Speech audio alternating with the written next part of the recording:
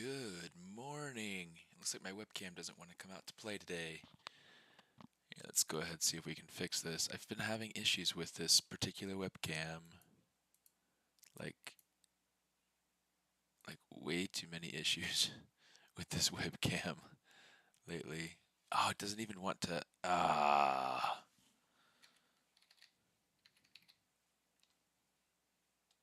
let me see. It's like it's not even coming up. That is so frustrating. Anyway, let's see.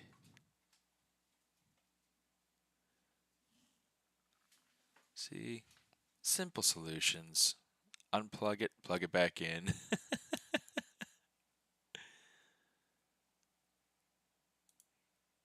Dark room or bright room? Oh, wow, that's really different. Okay, we're gonna keep it like that. Give it a medium or a narrow. Let's see what this looks like. Yeah, not too bad. I'll take it. Image default. Okay, now please remember that it's there.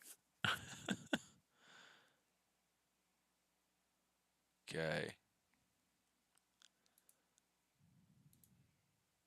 I'll go ahead and close this. Let's try this again. One more time. We're going to see if we can get this to actually behave. Good golly. Good golly, good golly, good golly.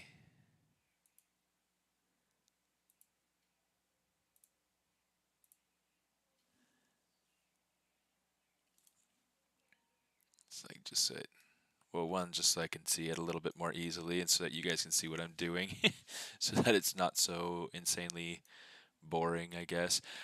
Here we go. Now it's popping up. There we go.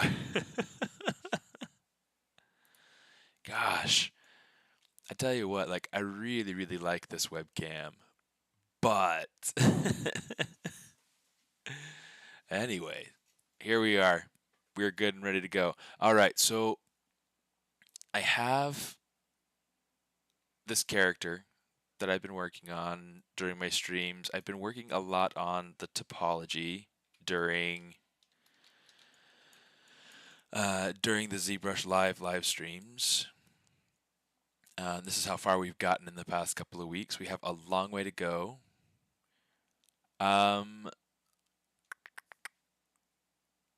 But I kind of want to take a break from it, kind of shake things up. I do have some pieces that I need to make for her, like her new collar. I need to make her new waist bead piece, just so I can have things progressing in that sort of way.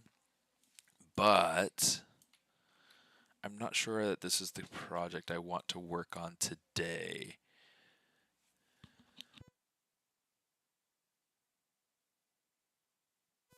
I want to see. There are another couple of things that we could potentially work on just for the funs of it. Here's a similar character that he's pretty fun. He's also got kind of a cat-like face and whatnot, and I had started going through and refining his anatomy, his facial anatomy, his facial structure, so that it feels a little bit more believable instead of it's like just some of the anatomy is just it's not quite clean. It doesn't feel quite right. So but I don't think I want to work on that one. Let's see. Let's go into ZBrush characters for fun. Also, for anybody who is new to my stream, hi, I'm Steven. Hey, Rodolfo, how you doing? How did things go this morning?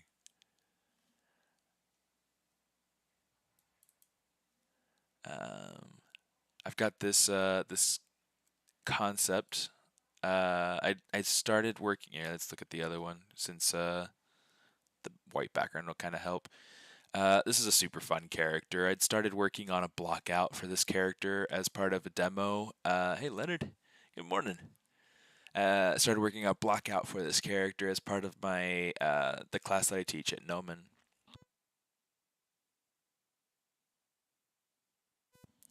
She's pretty fun. She has some really interesting challenges, but we have the main proportions of the character's body blocked out, so she could be fun. Let me see. I've got this character that I designed myself and started sculpting for forever ago. But you know what?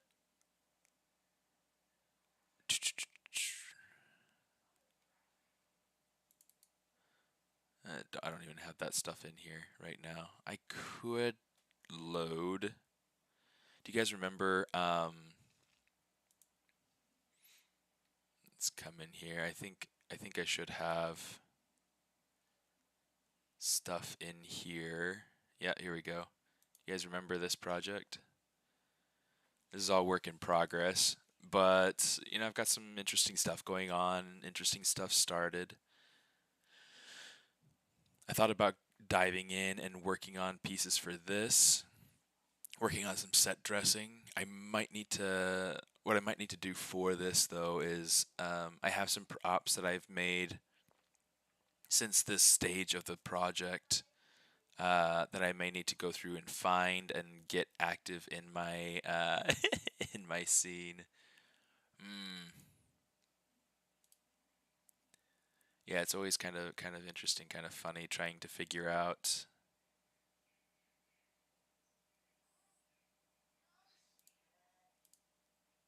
characters for fun. I have something entirely different and entirely new that I could do. I've got this guy or this guy. Do you guys have any thank you so much, dude. Dude, I hope it went super well. I need to tune in one of these one of these days. I've not spent a ton of time actually on other people's streams in a while, but I need to. I need to because we got some awesome streamers. Um, I've always wanted to build this guy out, and I've got permission to be able to do this one. So, yeah, and I've got permission to do this one too. So it's just funny. It's just funny. Let me see. Or we have something like. Let's come over here. Let's go into social DTIYS other. Oh, I don't have all the folders that I want. Preferences. It's going to sync. Not move. Select folders.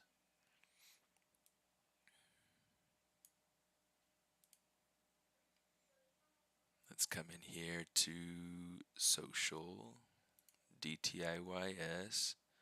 In fact, I've got a whole bunch of other things in here that we could take a look at. To-dos. This other folder, I can come in here and kind of like activate some things in here as well. But, oh, you know what? This guy was fun. Let's activate him.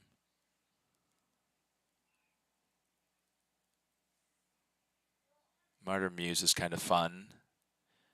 Different challenge, different things. But what's going on with Food Demons? Thinking of a new ornament. That'll be fun. I need to start thinking about an ornament. I don't know if I'll get time though. So what's going on with the Food Demons? I can show you kind of where that's at.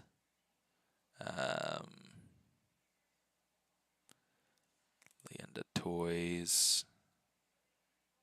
Got the Food Demons. Wait, let me see. Well, I guess I've got all the Food Demon stuff in here more than anything. Okay, cool. Here, I'll hit update. kind of keep things as they are for the moment. So this challenge from Tanner Wilson. Took me a second to remember his first name, but yeah, Tanner. It was super fun. The concept, if I can find it, this folder is not organized at all. You know what? I don't think I even have the concept on here. Boo. The way that my character turned out. Let's open this up. Like this is kind of like the single set of arms version, and then here's like the double set of arms. It's just kind of fun. It was interesting. Just a speed project, but it was fun. It was a really engaging and fun sort of piece. Lots of challenges to work out. Since then, I've gone through and kind of modified him so that he's just single set of arms.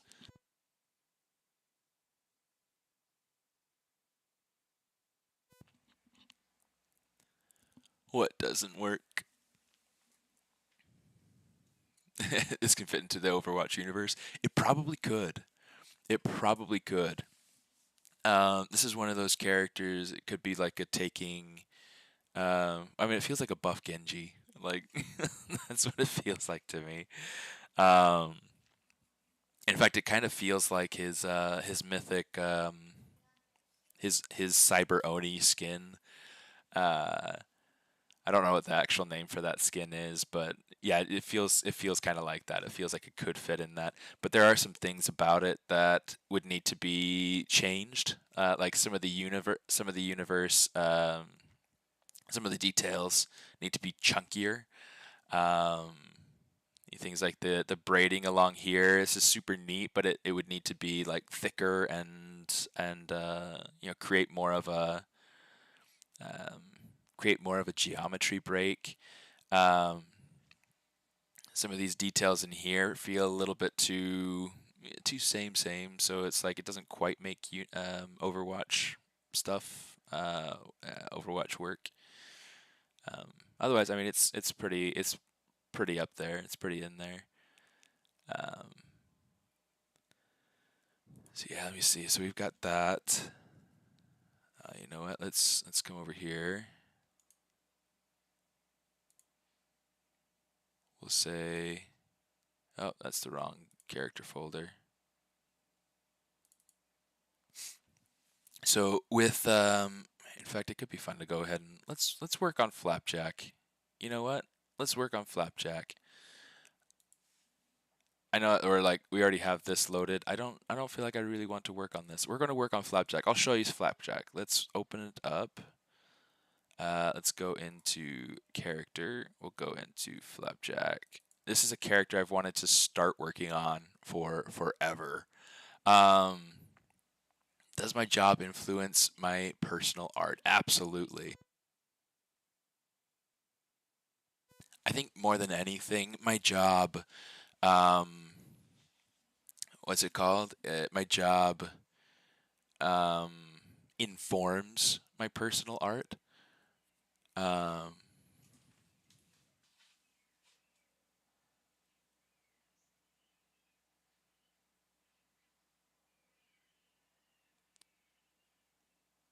not on flip normals.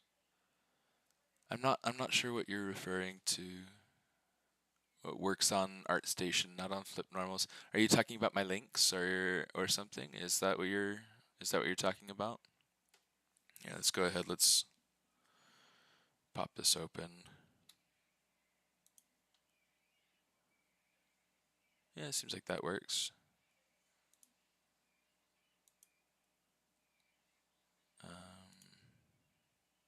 ArtStation works. I'm not entirely sure. Not entirely sure what you're referring to, my friend.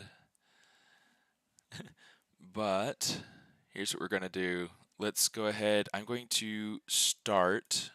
Let's say load tool. We're gonna come over to. let's go back into character. To be able to make Flapjack, I want to start either from my dummy base, which would be the general male or generic male, or I can come over and start with someone like Mystery Meat, or yeah, I'll start with Mystery Meat. So for anyone who doesn't know, who hasn't been around, sorry, he's got his little Tommy gun out there. Okay, so this is Mystery Meat. I'm going to go ahead and say save as, so that we don't save over this on accident. Change the name. Food Demons are my personal IP, my personal like original series of characters that Flapjack version 1. You know, they're based off of foods. Okay, so this is Mystery Meat. I wanted him to feel kind of like, you know, film noir, gangster sort of vibe. And so, I mean, the idea is that he'll be made out of meats or things that are related to meats. All the characters are. I think I need to possibly push his design more so that he doesn't feel so much like a little character. I want him to feel a little bit more like he's made up of things instead of being a little character. But yeah, I mean, now that we've got this, we can go ahead and say delete all, so we can get rid of the things that we don't need. And let's go ahead and kind of like lower this down. Get rid of the Tommy gun because we don't need that. Okay, so the main goal with this particular character is going to be to start to modify the body. We're going to need to get rid of the head. Nothing better than meat you don't know what it's made of. Yeah. No. Yeah. Yeah.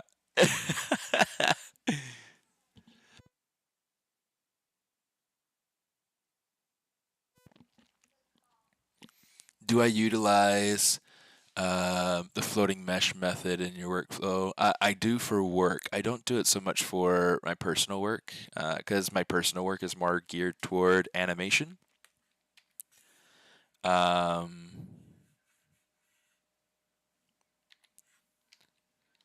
But um, but yeah, I mean, it's really just a matter of kind of whatever whatever I need for the moment. Let's get rid of eyes, teeth, and eyebrows. The eyebrows can probably stay, but we'll you know use them later. I'm going to get rid of. Now, the thing that I'm not entirely sure of, and it might just be a matter of since this character has a very, very different head, it might be.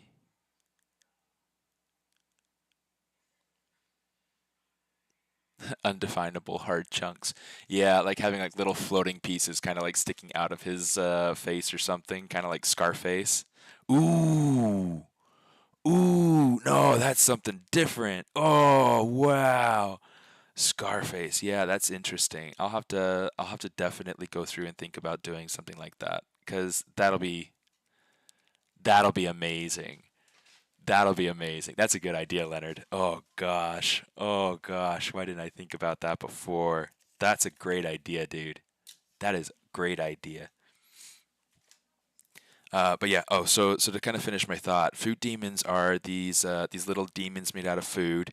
It, my hope is to be able to turn it someday into a video game, into either like a beat 'em up game, like a Street Fighter style game, or some sort of like I'll say I'll call it countertop adventure. Um, where it's like maybe it has like a third person sort of adventure game. I'll say open world, but there will be limited environments. Um, environments that have to do with uh, related to the characters. So, for instance, Flapjack's home environment would be something relevant to like a diner or things like that. Hello, Lito. How are you doing? Um, Somebody like Mystery Meat might be a cafeteria. I don't know, like just funny little things like that. I have I have one that I want to make that's like s'mores. Um, have him be like a campfire. Um, so like little things like that. Just fun environments that support the characters and where they're from and different things like that. This one's going to be a fun challenge to um, hold on, let me see if I can finish adding this note. This is going to be a fun challenge to do because the anatomy is very different from my other characters. Um, I may have to go through and um, just make it a complete one-off because, for instance, like he's got more like one finger, well, a thumb, a finger, and then like this lump of a. I need to get rid of that coaster. Um, Kind of a lump of a finger going on. So I'd want to probably mesh these pieces together so that they work better in that sort of sense. Um, I mean, I could go through and try to keep it so that it's just three fingers and a thumb, but we'll have to see. We'll have to see kind of how this works out. Um,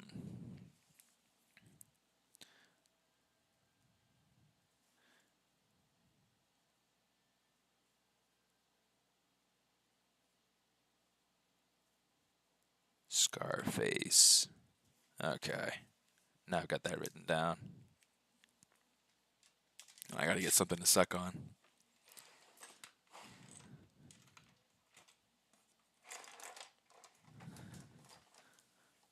I mean, it's like I've got a whole cup full of Ricola right here, but I want these New Zealand Manuka Health uh, drops. They're so good. It's what's it called? It's ginger. And it's amazing. You pop these things like candy. I mean, they practically are candy. Okay, with this body, I am going to say, okay, we're on subdivision level 1. I want to be really, really careful, and I'll have to really rearrange these fingers so that they're wider or farther apart, so I don't have to worry too much about points welding. I need to worry about this down here being too tight, so that because what I'm going to do, in fact, here, let's say delete higher. I'm going to say modify topology. We'll say delete hidden. Okay, we'll worry about like making sure that this fits into the bottom of whatever that pancake is here before too long, but we need to start to worry about making sure that these fingers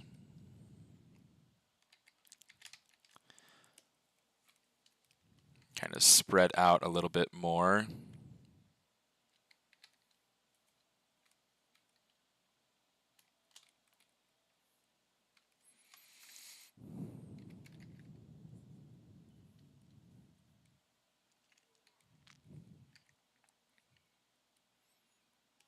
Okay, and then it's just a matter of trying to figure out. Like I kind of like, even if we did keep that other finger, I kind of like that spacing a little bit better for this particular character.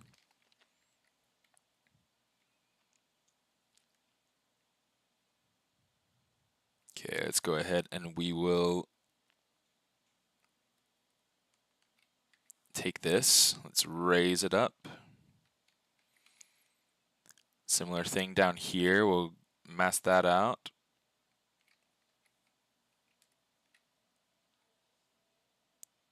Raise that up. Definitely feels a little bit more proportionate, a little bit more controlled. I'm going to grab each foot here.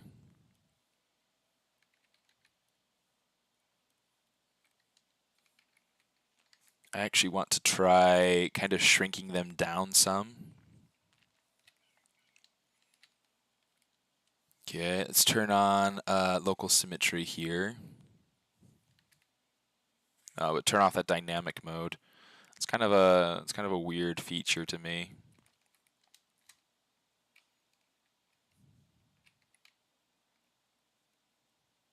Okay, and then let's grab this and we'll say inflate. I want the legs to feel like they have a little bit of weight to them. Yeah, that felt a little odd.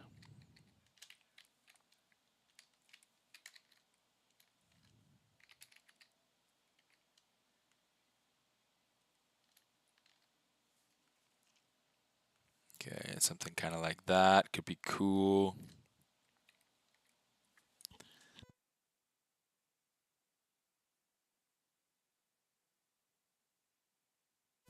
Mystery Meat needs a Hawaiian shirt.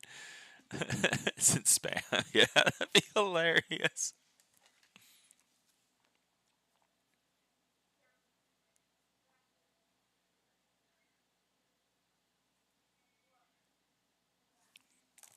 Could be like a variety skin or something. It's really, really funny.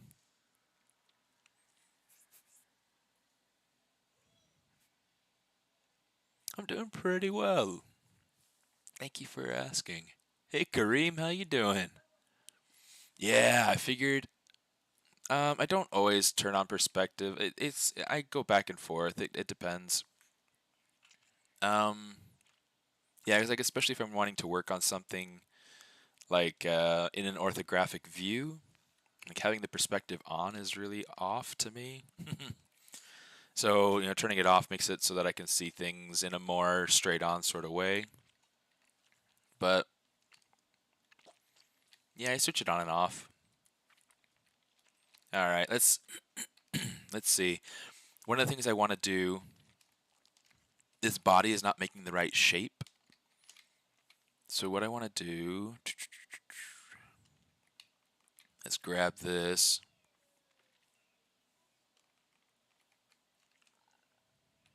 Let's turn off local symmetry. I want to try to make kind of like, he's got like this like bell shape. It's also more streamlined, so he doesn't have as much of like a,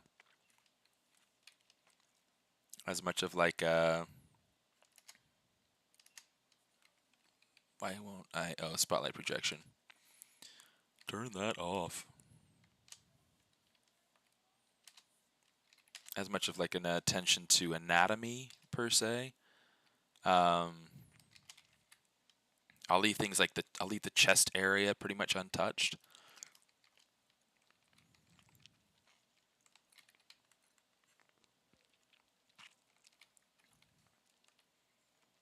But right now, it's going to be mostly about just trying to push and pull and play with these proportions.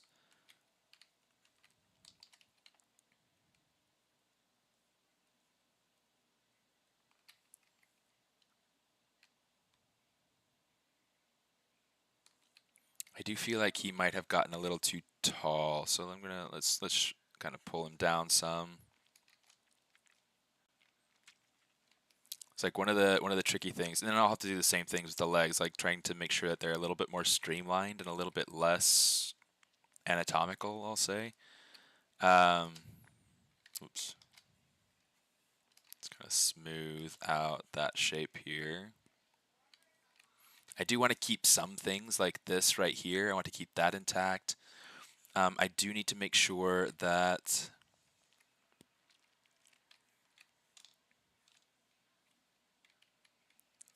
things like this. We talked about moving them out so that we were more careful of the topology that's going through right here, so that it hopefully doesn't vert weld when I start to use things like ZModeler.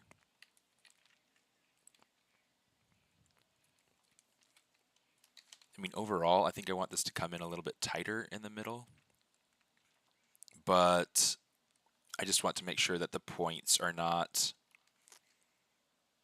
becoming too close, because otherwise when you use ZModeler, they have a high likelihood of, what's it called, of kind of relaxing, or not relaxing, but of merging into each other.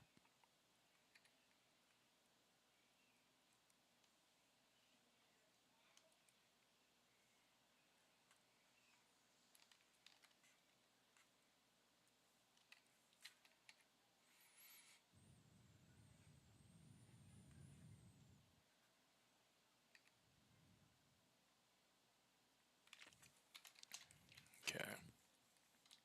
So let's go through, let's start making pancakes.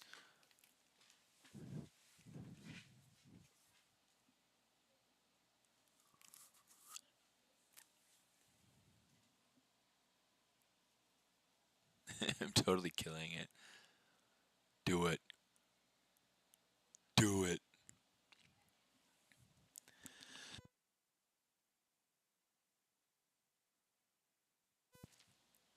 All right.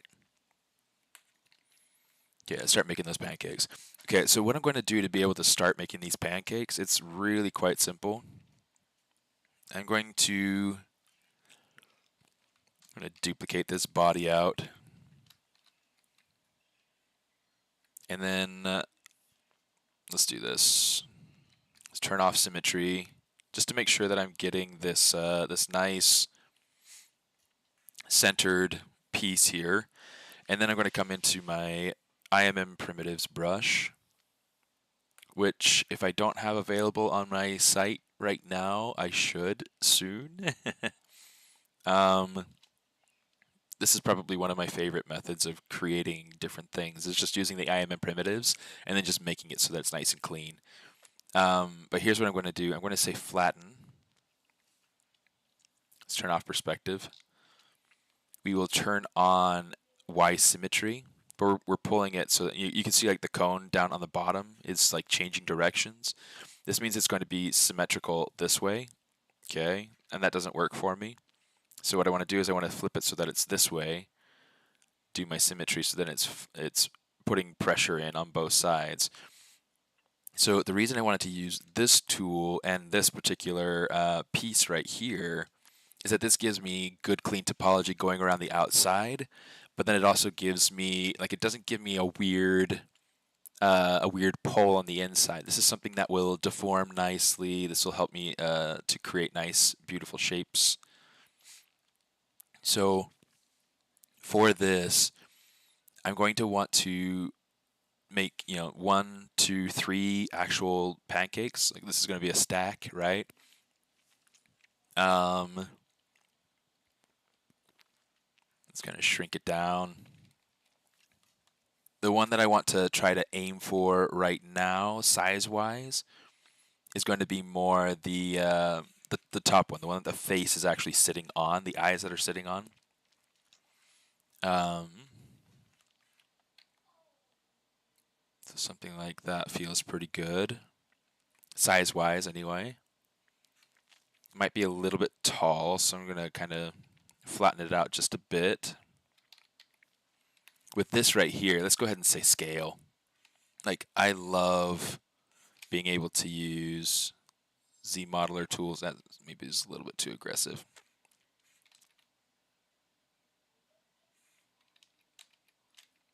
That's all right. That works.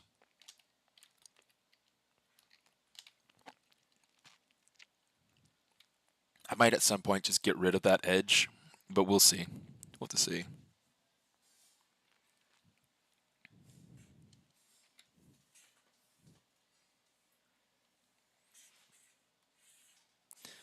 Say color fill object.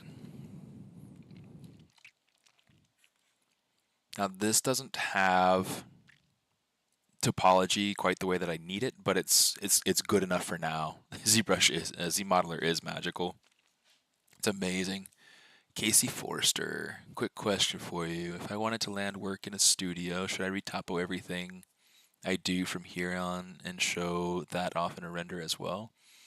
It's definitely good. Like in my demo reel, in my portfolio, I don't have everything topologized. Um,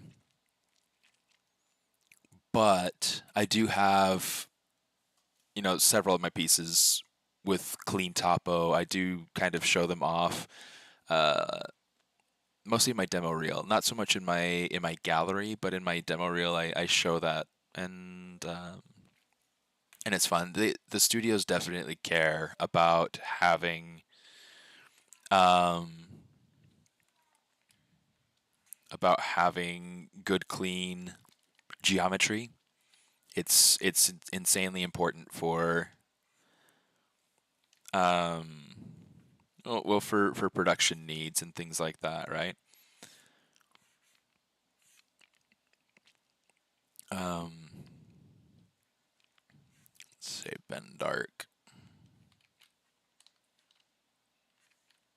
Which one is it?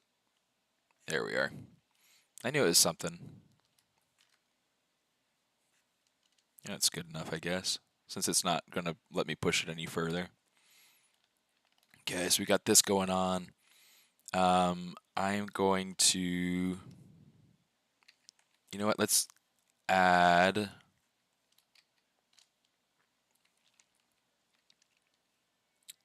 I don't know that I want all of this extra topology. Let me see. I'm trying to think here. Let's do this. I'm going to say, let's delete lower here.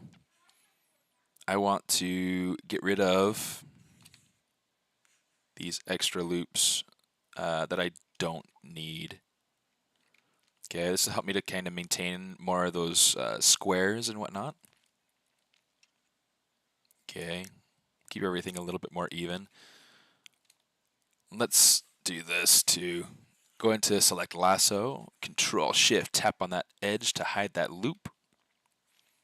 We'll come down here, we will say polygroups, auto groups. Nice and bright, wow. Mask that out. And let's make sure that our Z intensity is pretty smooth on these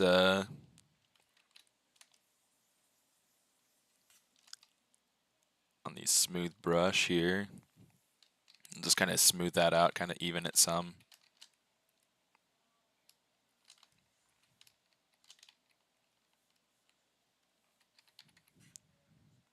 But yeah, I mean, nice clean topology is definitely a great practice. And if you're, I turned off my.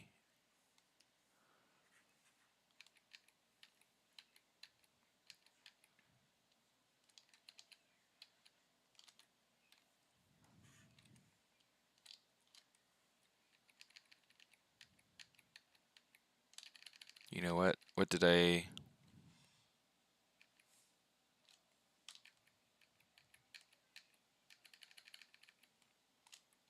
Okay, so I guess that's as good as that's going to get. Okay, so here's what we're going to do. Let's go ahead.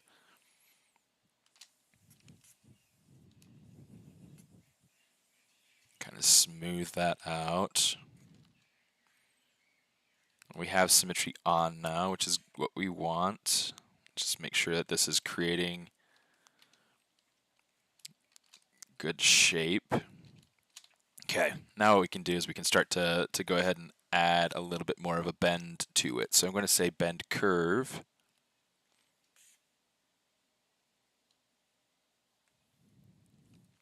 The other thing that we can do, for instance, I want to take this, oh, not that, scale, kind of scale it down a little bit so it's got a little bit more of a taper. Let's say accept. But see, this is something that'll allow me to have a little bit more of a dynamic shape when I'm looking at this. It's almost more like an offset Pringle, like an asymmetrical Pringle, but it should hopefully be really nice.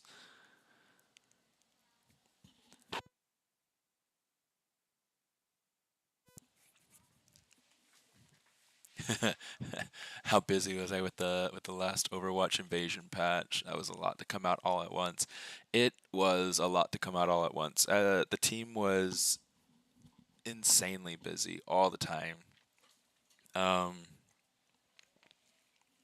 but like my team, characters, we had our content lock. I want to say maybe like a month and a half ago, maybe longer. So like a lot of the stuff that we have, like we're constantly locking on content, but it's stuff that's for upcoming seasons.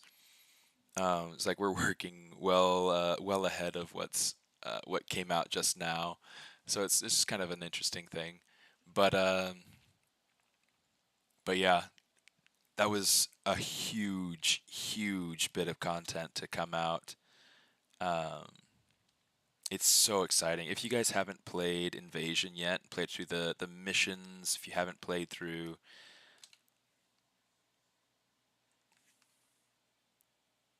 feels like the garage is opening. I'm not entirely sure though.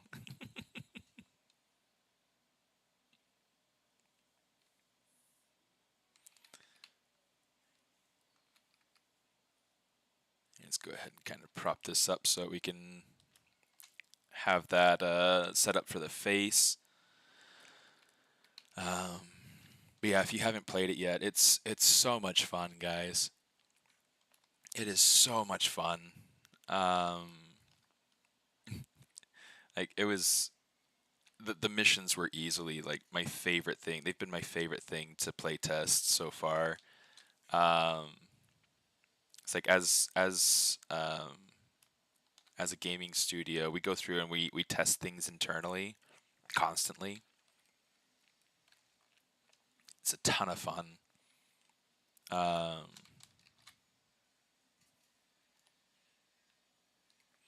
you know what? Let's see.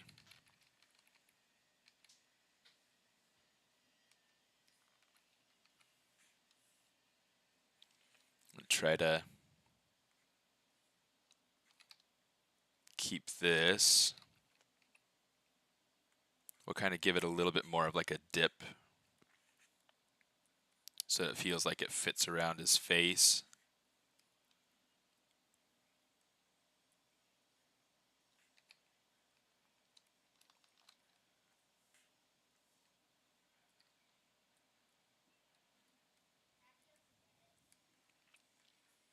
That could kind of go wider there. This can go. It's going to pull that down.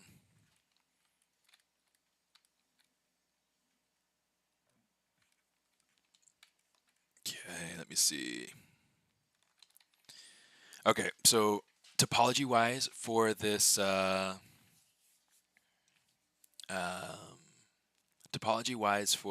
face, um, I'm going to want to make sure that we'll block it out first, but let's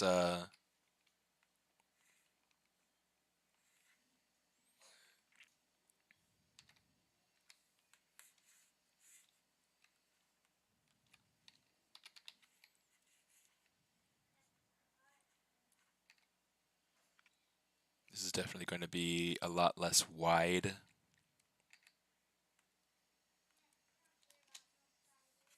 Just going to kind of smooth it out some.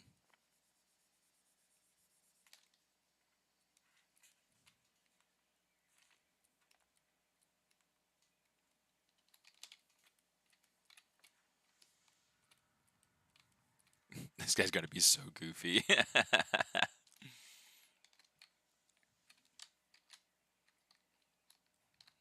we're going to see about taking this up. I'm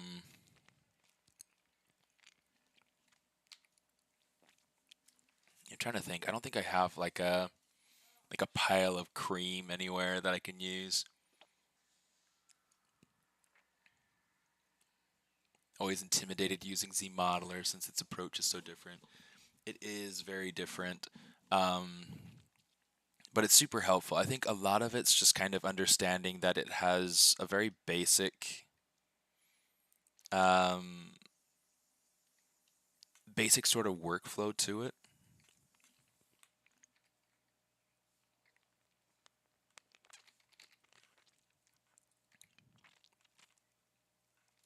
Oh, you know what? I do have a character with a dollop of cream on their head already.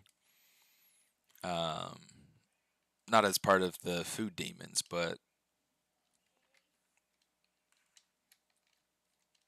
I do have a dollop of cream that I could use if I wanted to.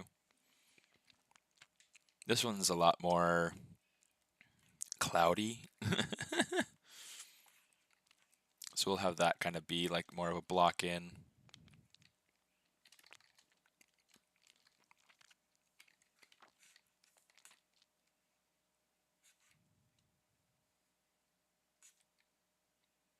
Let's make it so that that face is a little bit more forward facing.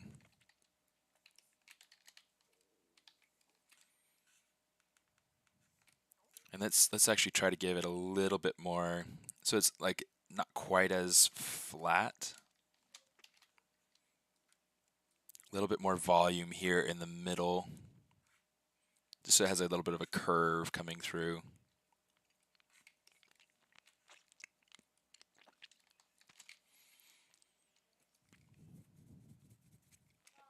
So yeah, the thing that I'm going to want to try to do with this particular character is I want to bridge. Yeah, let's go through and make a selection of different faces where I'll feel like it's okay to eliminate. That feels pretty good back there. And that'll match up with this back here. Okay, so I'll just hit delete to get rid of those faces that we just selected. You know what, let's go ahead and say delete poly loop. And we will say boom. So now that's gone. Come over here, say boom, now that's gone. Now we can come over here and say delete polygroup island. So like generally, if you were to say polygroup all, it would delete both of these, but if you say polygroup island, since that's isolated, I'm gonna get rid of that. Can we use polypaint as a texture set for production works? Absolutely. I do that all the time. I do it all the time. Like a good buttermilk pancake, or a demonic one. I'm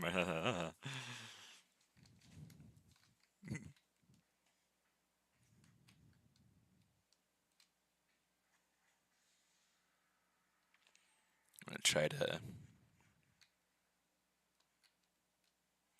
One thing that I need to make absolutely sure of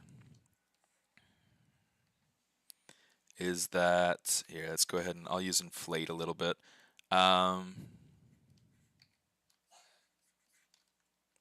Just kind of pull this through. I need to make sure that my edges line up here. So I do need to make sure that I count. So I got 1, 2, I guess we'll go boom, boom, boom, boom. Okay, so this is the corner, but that's the corner above. So let's see, just to make sure.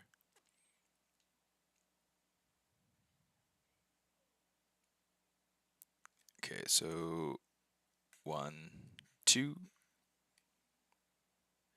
1, 2, 3. So I'm going to say,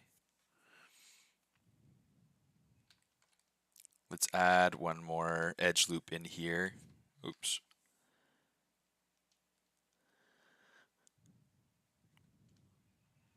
We'll kind of space these out, cozy out these edges just a smidge. And then we should be all right to just go ahead and grab this. We'll say bridge, 2 holes, polygroup flat. I'll say align clicked edges It usually does a good job at aligning things anyway, but this will help us to close up these holes. What I'm going to do is I'm going to grab that one, we'll bridge to there, and it looks like that's 1-to-1, which is beautiful. It's exactly what we want. Okay, so now what we have, in fact, it could be worthwhile.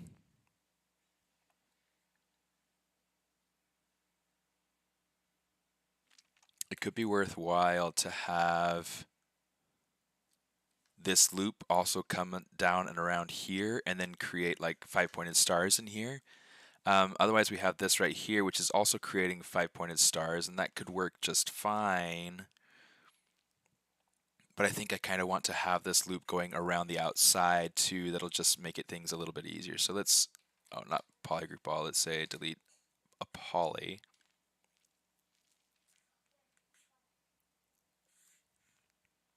And then what we'll do, you know what, let's delete these ones. I'll say insert single edge loop.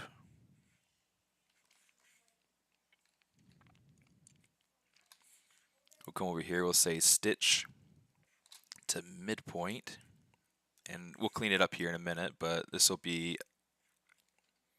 nice for kind of trying to plant things more where they're supposed to be.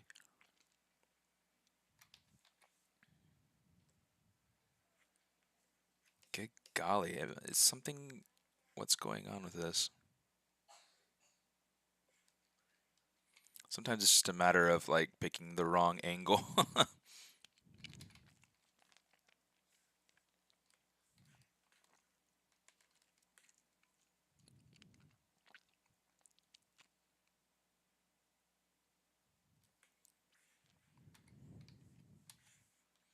Yeah, let's go ahead and delete these polys because we're not going to need them. Good grief, it just doesn't want to weld anything together. There we go.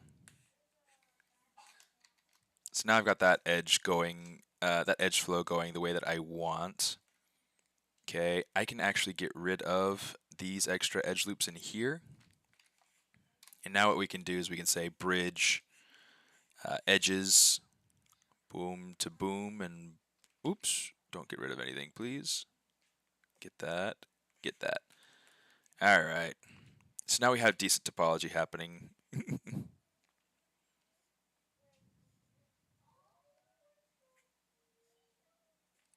don't know what the kids are doing, but they found something cute.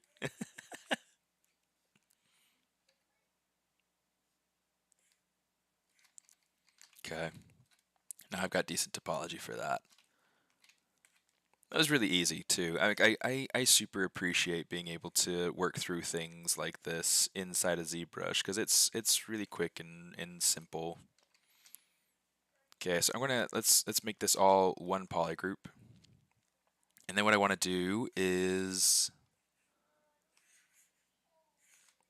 let's make sure that we have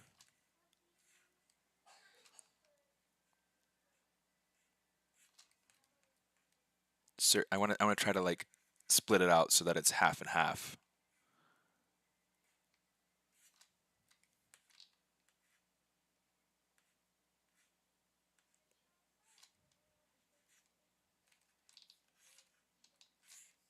This was not intended.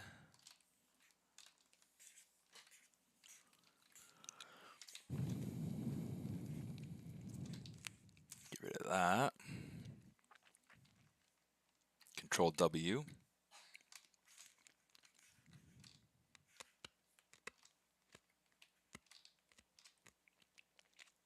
Okay, so now I got top and bottom half, which is nice. It makes it easier to control.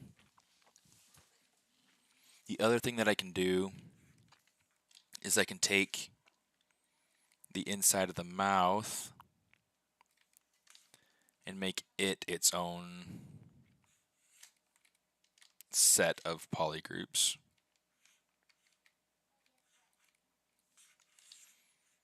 Let me see if I can.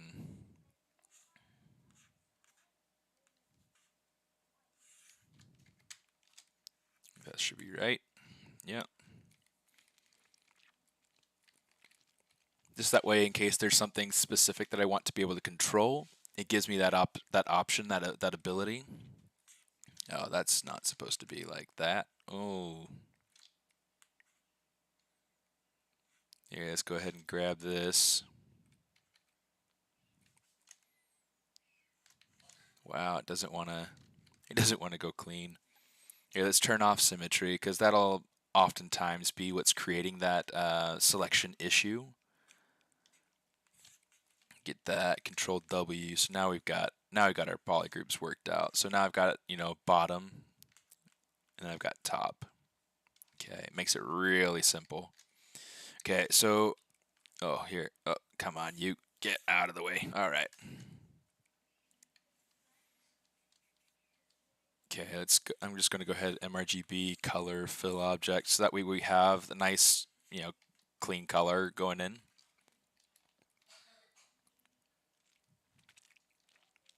I'm trying to decide, how much I like this shape. We might have to play around with this as we're working things out.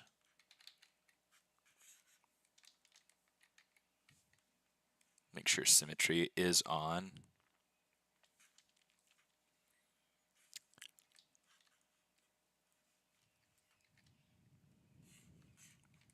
Yeah, let me see. Oh, here, let me go ahead and grab, maybe not quite that blue, maybe make it a little bit warmer.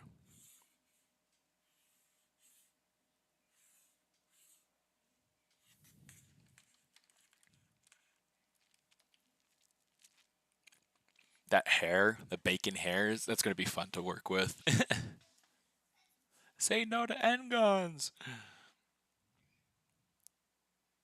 Didn't know you could bake in ZBrush.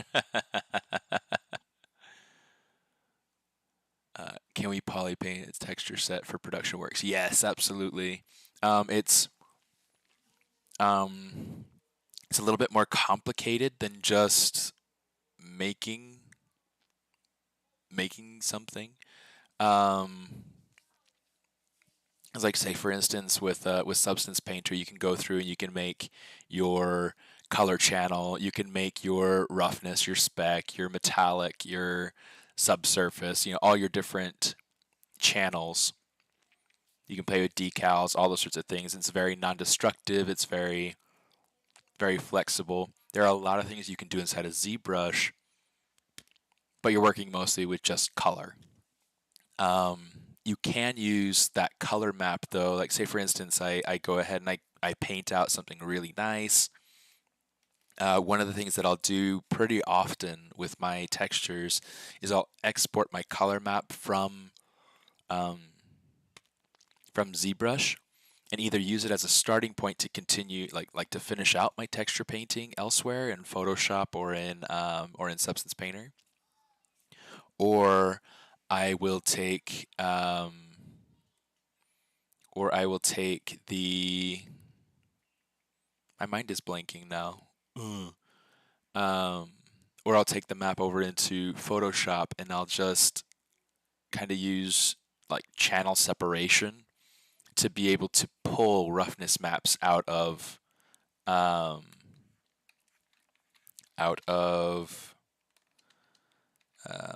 texture. So it's like I'm getting some decent results without having to do a ton of extra work. It's insanely helpful. It's a really great practice. I don't know how many other people do it. I've never seen anybody else do it, and I'll definitely be including that as part of my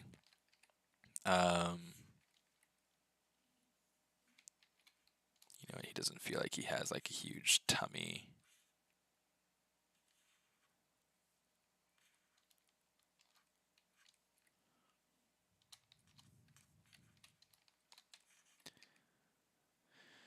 But yeah, it's definitely one of my favorite ways of creating texture maps. I've used it at Blizzard. I've used it at Marvel. I've used it everywhere.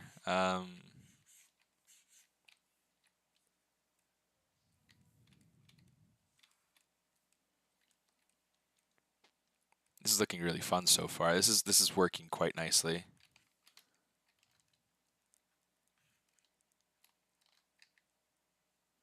Let's go ahead and kind of pull this down.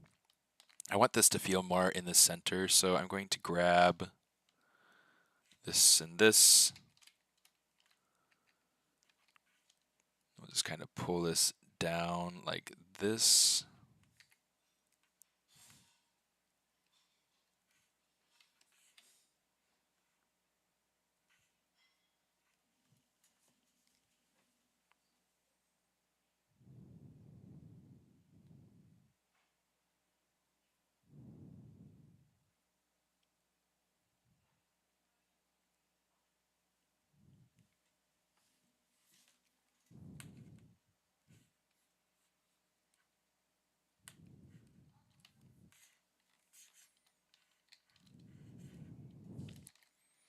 Okay, this right here, like this arching up feels kind of odd to me. I want to maybe like pull it down just a little bit. Maybe get like kind of a contrast.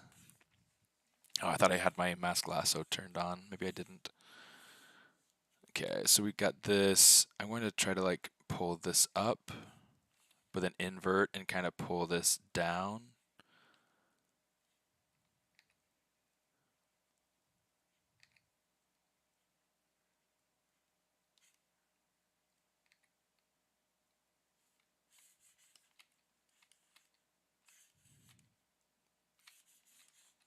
Okay. I think we should be able to finish this guy out today. This is going to be cool.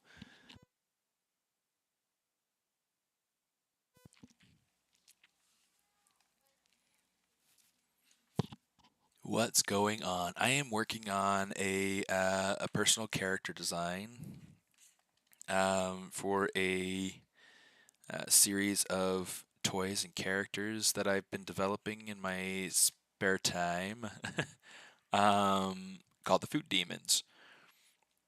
This is going to be Flapjack. Okay, just a really kind of fun pancake diner food inspired food demon. Uh, he's fun. I really super enjoy this character, and I wish that it was. I wish that it was easy enough to kind of create more food demons that were so closely that so closely resembled the food that they're made out of. Um,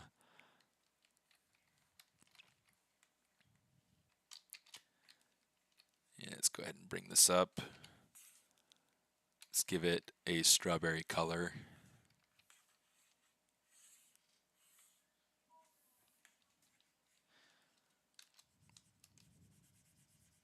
Here, let's actually use deformation, polish. Oh wow, that got super.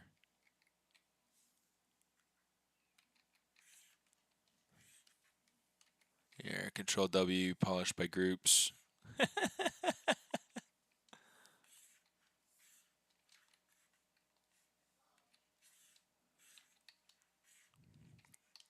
Okay, so let's do this. I'm going to say taper.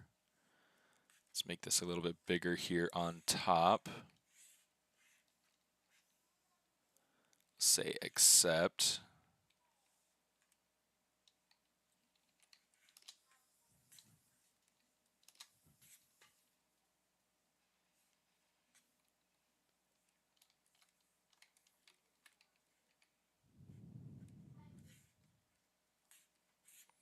Yeah, this is something that I'm not going to worry too much about sculpting it in symmetry.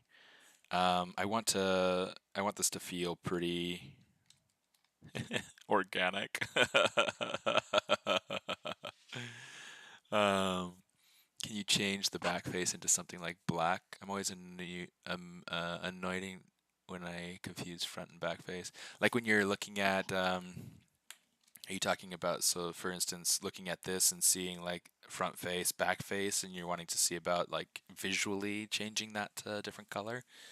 Um, I haven't seen a way to do that, and I don't know of anything. It's really just kind of a matter of, I guess, keeping track of which direction you're facing. Um, that's an interesting feature, though.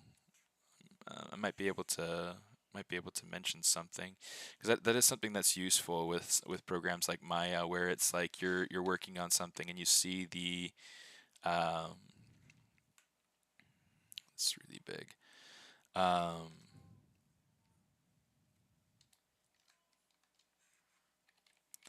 you see the back faces, and they're like they show up differently than the front faces do. So it's a great that's a great idea. It's a great point. But currently that's not something that is available.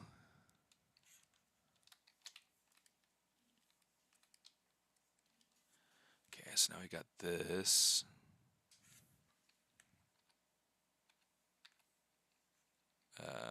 Let's go standard brush.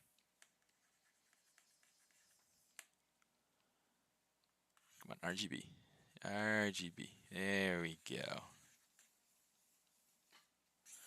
Just gonna try to add in a little bit more of like this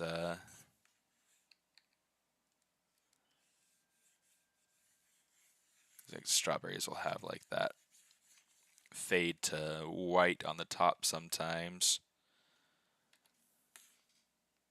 Sometimes they get a little bit more of like a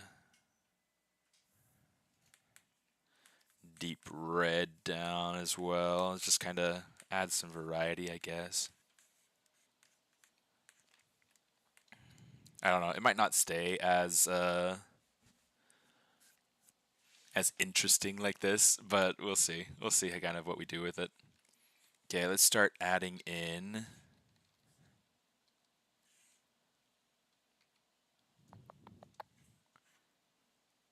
Trying to decide these the egg whites themselves will be very they'll be done with ZModeler, or not ZModeler, with ZRemesher. So I'm not super worried about having something that's too let's say Control Shift D. Having something that's too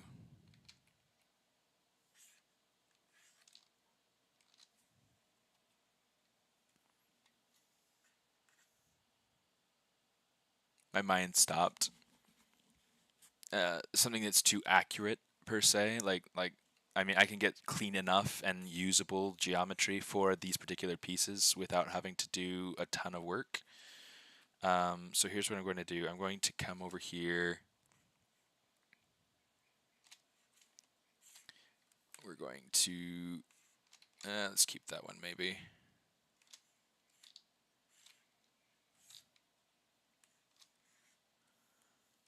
And then we'll get rid of this, we'll get rid of this, and we'll get rid of this. Delete hidden. Okay, I'm just going to add a few. Let's kind of polish that out. We'll inflate it just a little bit.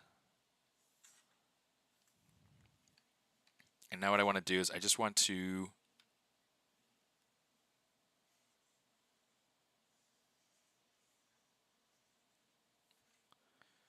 kind of make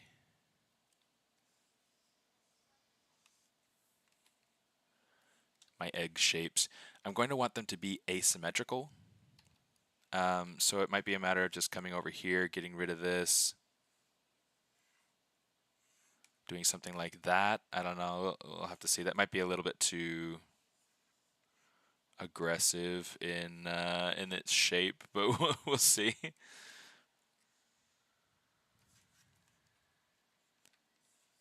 Yeah, let's go ahead and do something like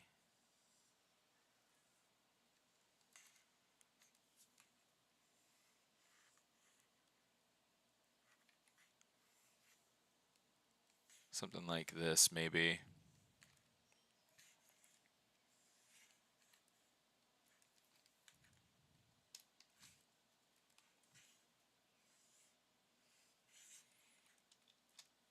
That feels a little bit too parallel. So let's see. Let's maybe make it go higher. Maybe go this one, move it.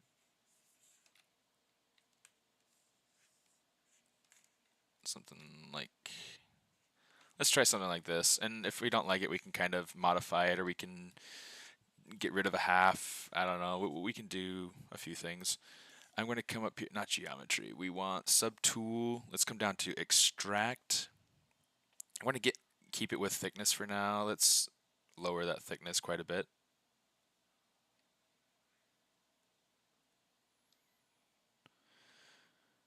Let's say accept.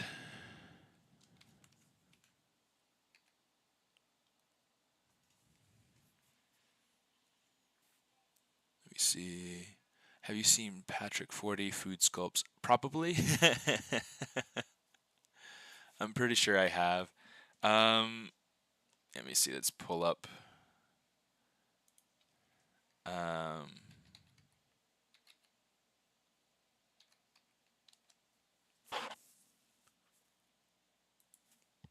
Yeah, I'm pretty sure I've seen this guy's stuff. That's insane. That's awesome, though. It's funny because like I can tell that it's fake, but I mean that doesn't change the fact that it's making me hungry.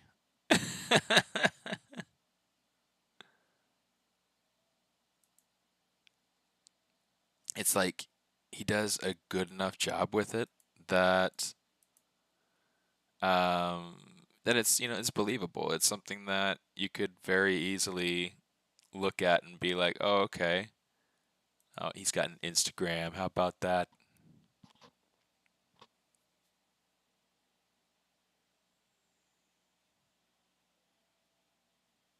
Funny.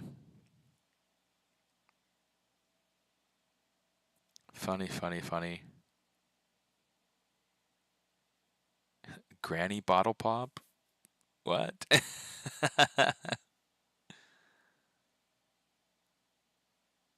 Interesting. Yeah, he's got a knack for it. Just to make sure. Okay, so next stream isn't until tomorrow, so that's good to know. That is good to know. Cool. Let me see. How do you hide the polygon using ZModeler? Are you referring to when I'm doing stuff like this? I have to select lasso and I control shift tap on the loop right there. That's what I'm doing with that. It's a great trick. Great trick. I use it all the time, and I'm constantly showing it off because it's such a helpful thing.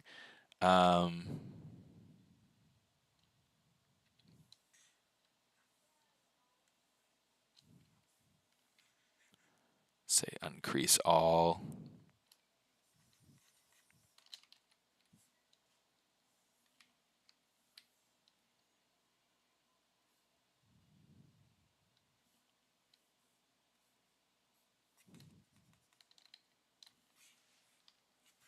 Yeah, let's go ahead and up our intensity here. Okay. I don't need that to be super insane. We're going to hide that though. And I do need to make sure that I am getting the right color in here. A little less saturated, maybe a little brighter.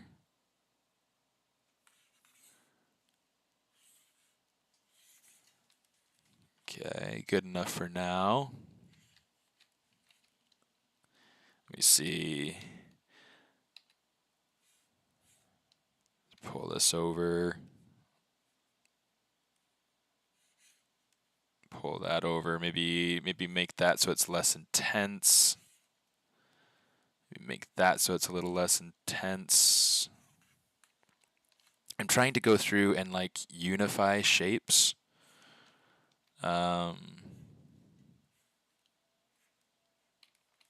Just a little bit. But yeah. How long have you had your course available on ArtStation? It's been available for a couple years now. I think 2021 possibly is when I put it out. It comes up for sale kind of mostly whenever the website itself runs its sales. But I'll also usually put it up for sale around my birthday or around my wife's birthday because that happens every 6 months. We're 6 months apart in our birthdays. But yeah, it's oh, there aren't any hidden faces on these egg whites currently. The thing that we had though is we had this where we drew it out onto. I'm going to keep it for now just because it allows me to just have something to go back to if I needed another surface to draw out on. That way I don't have to create it again. But once I have the eggs kind of settled in a way that I like and that I really want to be able to use, and that's when I'll go ahead and I'll get rid of stuff. I'm gonna say let's lower it all the way down. Let's see what we get. It's not terrible.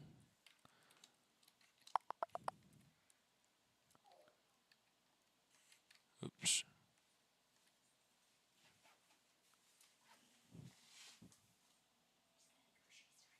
Okay.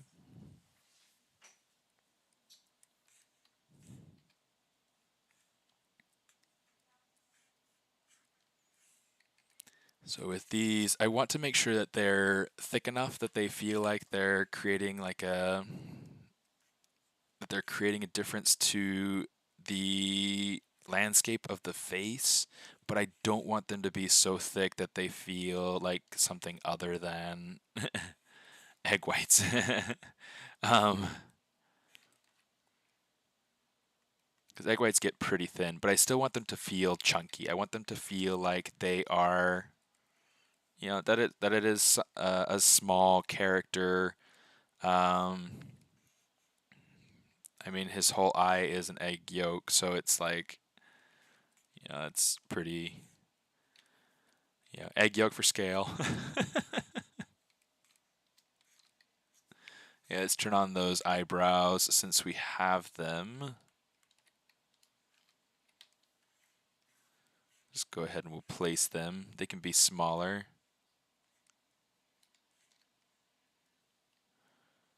Kind of pull them off of the face a little bit. Actually, let's grab this, rotate this in.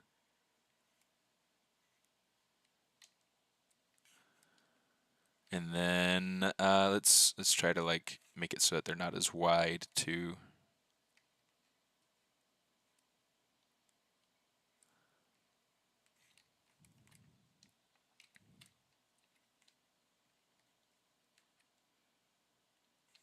Let's do something like that for now. Okay, now with the eyes, with the actual egg yolks, let's go ahead and let's add those in. These I do want to have symmetrical, so I have my symmetry turned back on. Let's grab, like we did earlier, we'll grab our polysphere. Make sure that that's selected.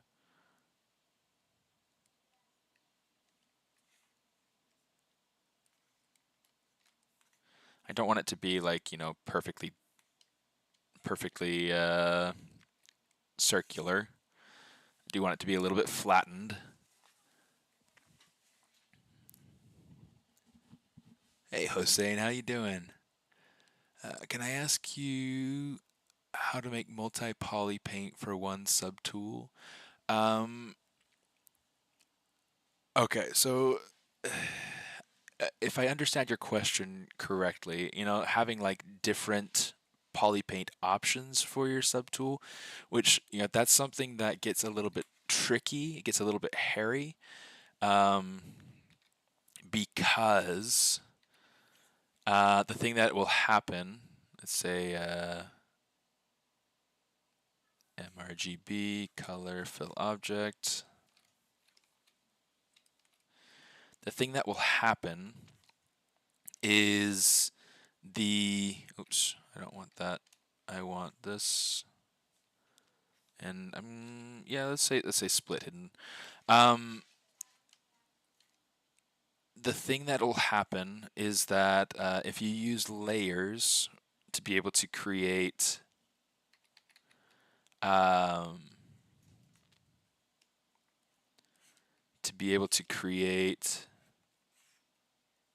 your polypaint variations or your or even just layers in your layers in general in your, this is definitely not the right look for this.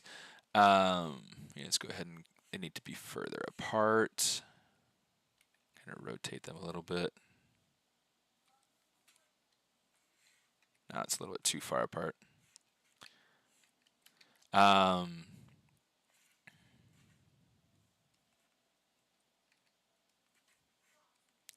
But yeah, layers will often kind of mess things up and make it so that it's a little bit harder to coordinate colors, because it'll oftentimes turn your model black.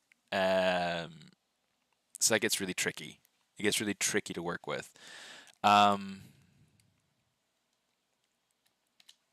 It's not looking too bad.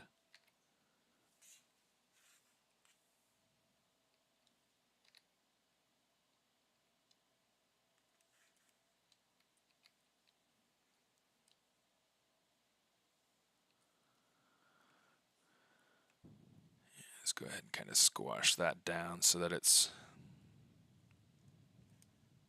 a piece of butter. This particular piece of butter needs to be split. Split unmasked. So we're getting some good progress on this, but yeah, it's definitely going to span over probably another week. Keep polygroup. And then let's say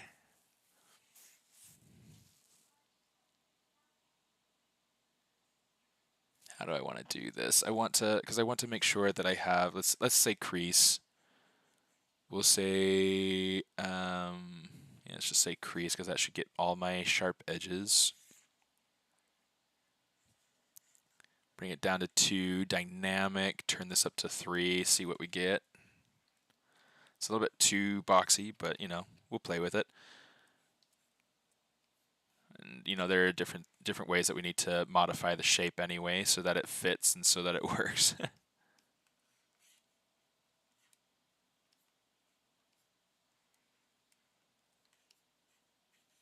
Yeah, let's go ahead and do something kind of like this, just to modify the shape so that it's not perfectly parallel, so that it's not perfectly anything really. I want it to feel a lot more organic, like melting butter on a pancake face, you know. But yeah, so a lot of times what I'll do is if I need to have different layers for my texture, I'll usually go through, I'll create the texture primarily inside of ZBrush, you know, using polypaint, and then I'll take that polypaint information over into Photoshop as a JPEG or as a whatever, and then what I would do is I would take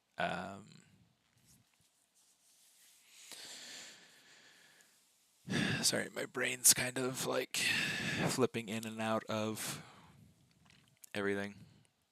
And then I would like worry about creating layers inside of Photoshop, because that's something that's editable. It's not going to ruin my my textures. Works really nicely. And then I can take whatever I create there as a JPEG back into ZBrush and use that as a texture. And that becomes a lot more flexible. Okay, something I want to check is I want to know how many edges I have going around here. I only have to count halfway and then duplicate it, or like multiply by 2, right? So I'm going to start here. I'm going to say 1, 2, 3, 4, 5, 6, 7, 8, 9, 10, 11, 12, 13, 14, 15, 16, 17, 18, 19, 20, 21. 21 edges going around. Wow. So I've got 42 edges. I don't know why I'm trying to like skip over.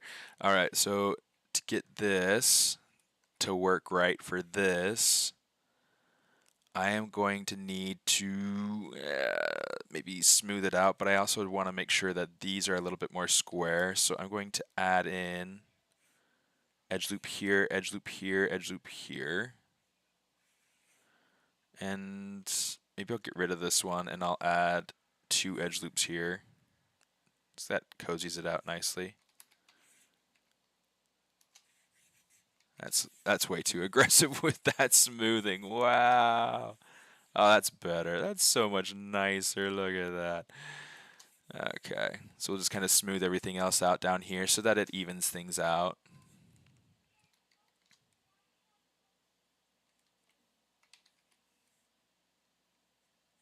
Okay, put that in, put that in.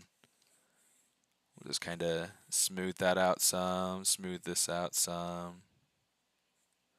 Get a new one in here, new one in here, new one in here, new one in here. And hey, why not? One right in there too. New edge loops all around.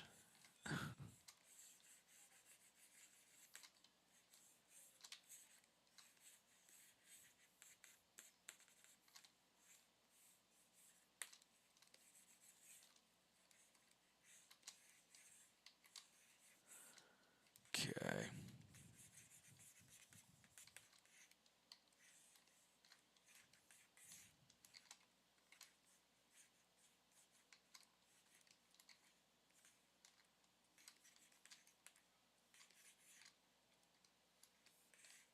Okay, I really want to try to like pull these edges forward.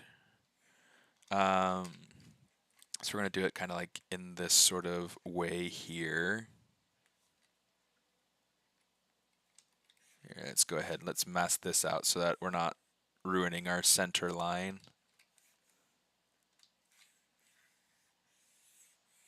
Okay.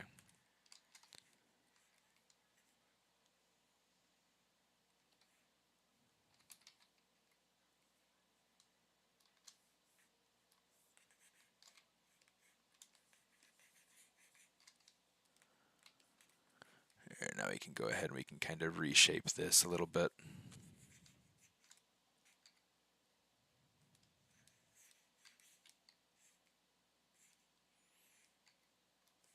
But yeah, that helps just to make sure that it's not so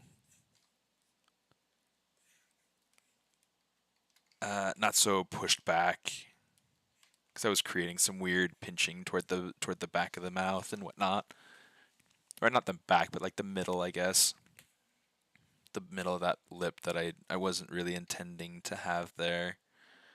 I do want to make sure that I have a shape here and that I control the shape of what's happening, create like a little apex here, but it's a matter of controlling the shape, not necessarily having so much. Would you then go to delete the hidden face on those eggs? No, I'm not going to worry about deleting hidden face on the eggs. The egg whites currently, I mean, this is all like super temp. I don't think I'll keep it the way that it is currently, because it doesn't feel quite right yet. So I think it has a little ways to go before it's actually usable or you know. But it's yeah, it's kind of tricky. It's just a matter of kind of pushing through and seeing how things work.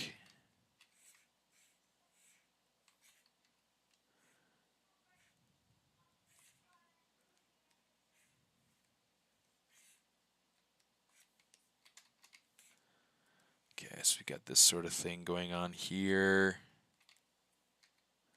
Here, in fact, let's go ahead. We'll duplicate this, and then we'll go ahead and say subtool. We'll say extract, and let's see what. Oh, that's really thick. Let's not do it that thick.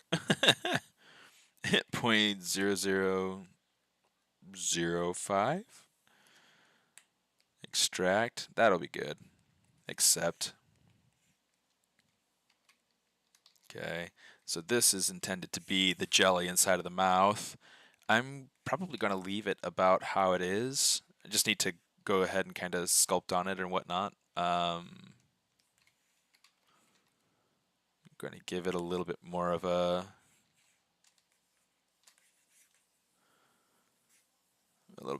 volume here. Geometry crease will uncrease all.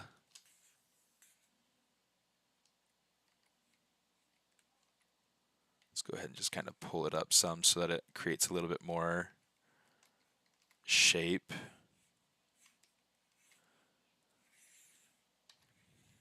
Let's come over here. We'll grab the color of that jam.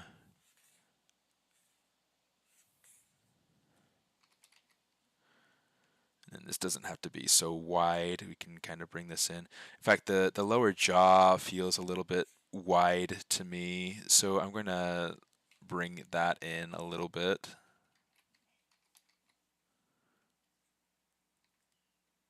It's like it's not making quite the shape that I want.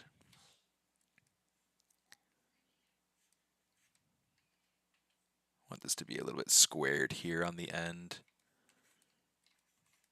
It's kind of almost like duck billed, you know.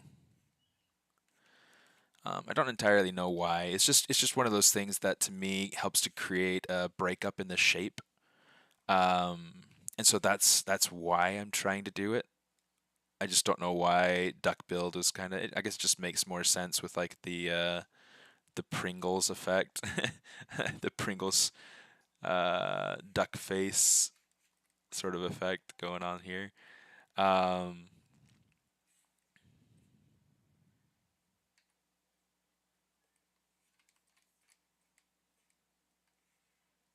So we got this going on.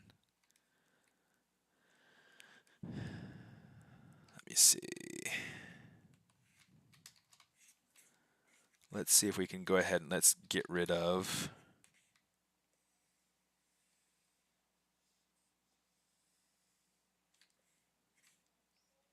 these bits here. We can do it fairly easily, but it's going to be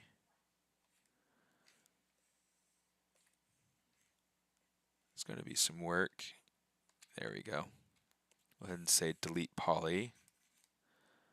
And then we'll say delete island so we can get rid of that extra little piece in there.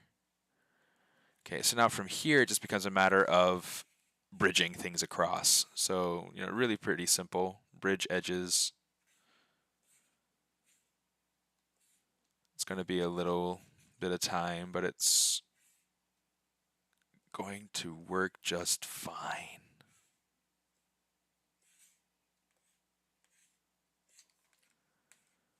Okay, so there's that. There's that.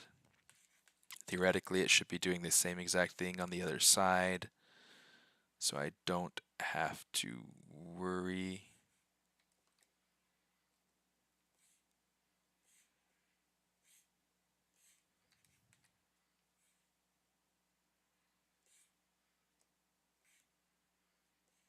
Oops.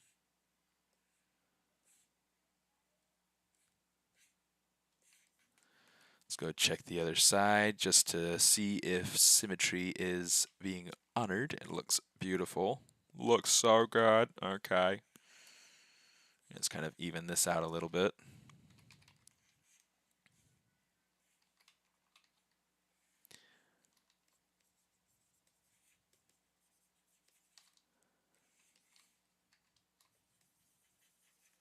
Just kind of smooth this out just a smidge because I want this to feel kind of mitten-like. I'm going to have to do or like redo my UVs inside of Maya at some point, but it's not too big of a deal. Here, in fact, let's go ahead and do this. We'll get rid of that. Control W, so that's its own thing.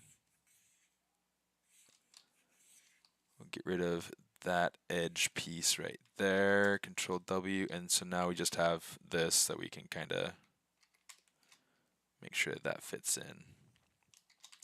So now we have that hand worked out in a way that fits and works for this particular character.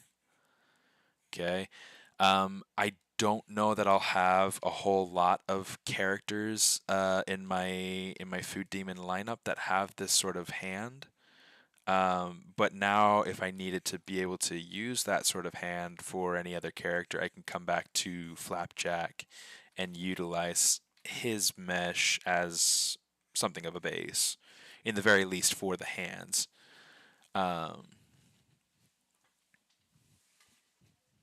Bridge paint is real. Yeah. Yeah. Just want to make a rough map. Yeah, so roughness map, I would take the color map over into Photoshop and adjust from there.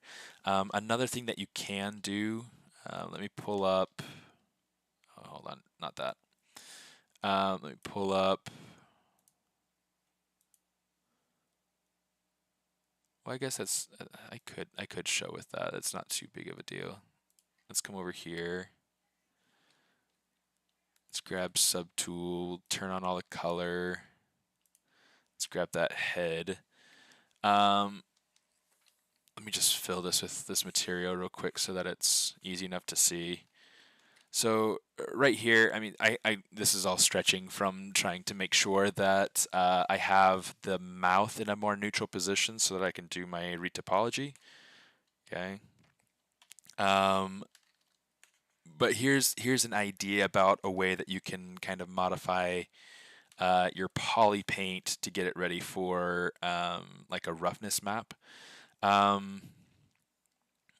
mean, right now, if I were to look at this, I can come into poly paint. There we go. Adjust colors. Let's go ahead and say frame.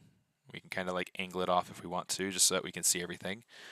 What I want to do is I've got this saturation. I can bring this all the way down. So you see we're getting like this this black and white effect. If we take this and we could say, let me see, there should be like a, I mean we can, I don't want to play with the color intensity. I wanted to play with the RGB intensity. So I mean you can play with this and like pushing and pulling. You can do like different contrast things here. This to me becomes more of like a starting point, but it's something that I can easily take and say, all right, I want these black areas to represent my, you know, places where maybe it's less rough. It's a little bit dark, but it's one of those things that I can go through and adjust however I need to.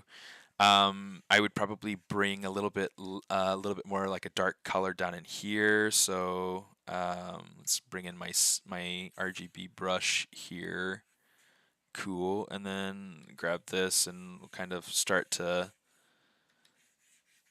lay this in so that we get a little bit more of a like for less roughness in that area. We can maybe like push roughness up the nose just a slight bit or something.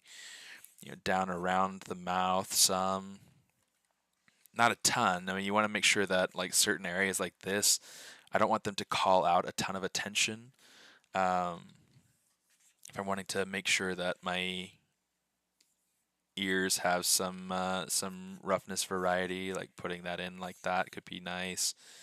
There could be certain areas like, and granted, like this is going way dark, but it's nice to be able to see kind of what it is that we're doing first before we clean it up. Okay, so I'm going to go ahead and turn my smooth to just affect the RGB.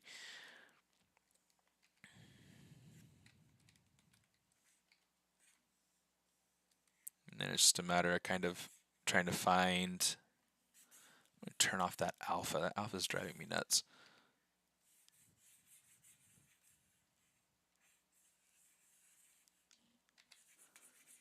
Yeah, let's go ahead and kind of brush that out some, so we're getting some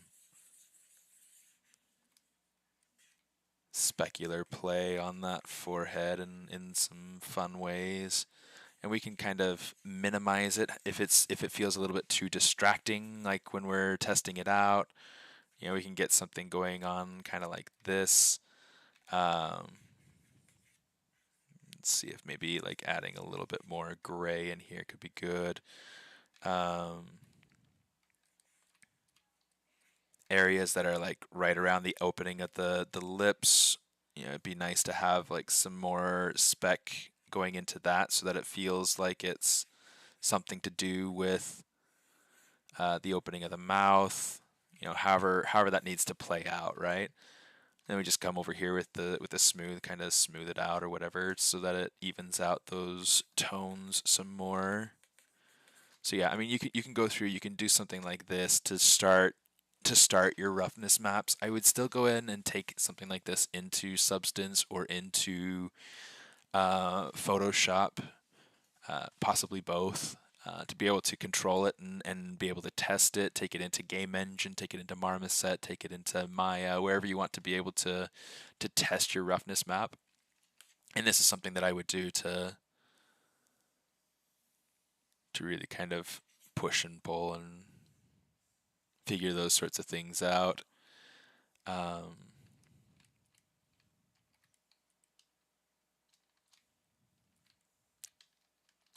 But yeah.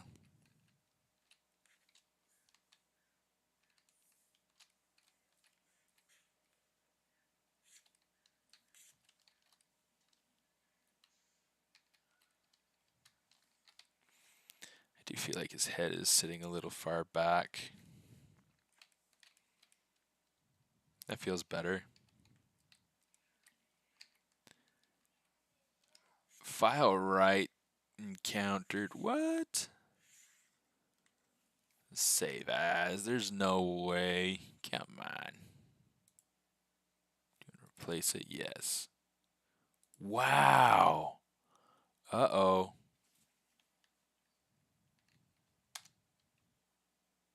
Okay. That looks like that worked.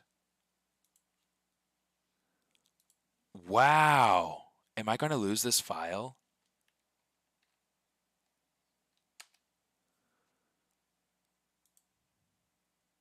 Okay, it's there.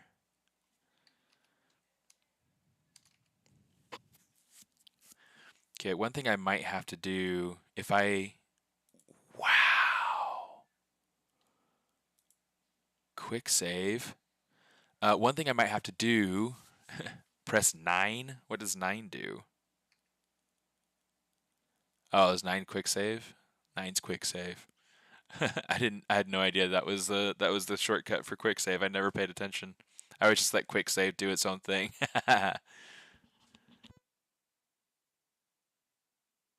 Okay, real quick. What I'm going to do to make sure that I fix this, so that I don't lose anything, because that's really weird and it shouldn't be doing this.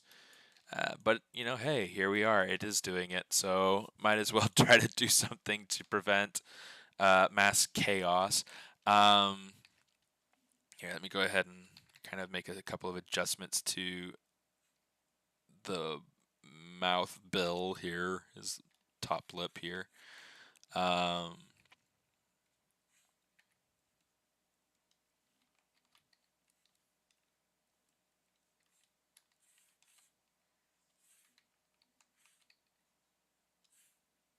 Cool.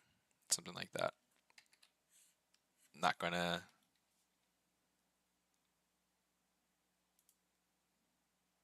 It's not gonna let me. Okay, so what I'm gonna do is I'm gonna come over here to this. Let's hit quick save just real quick, just to make sure, and then Z plugin. Good grief! I have no idea why this is like messing up like this. This is insane. Okay, so what I'm going to do to be able to fix this, I'm going to export as an FBX. Say I've got not selected. I want visible. In fact, let me see, is there anything hidden that I want to make sure that I export? I'm not going to worry about the thing to draw out the eyes. The eyes and the teeth are not needed. Although, nah, you know what? I'll figure out something different, different shapes to be able to create the teeth for this guy. I'm going to call this all right. Whatever I have visible is just going to be exported. Binary, I have an FBX 2016 because that seems to be the most stable version that I've been able to use. I'm going to use smooth normals. That's great. Okay, export. Flapjack.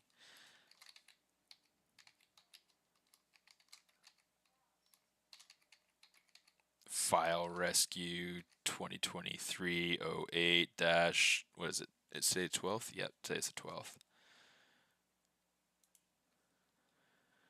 Okay, file exported.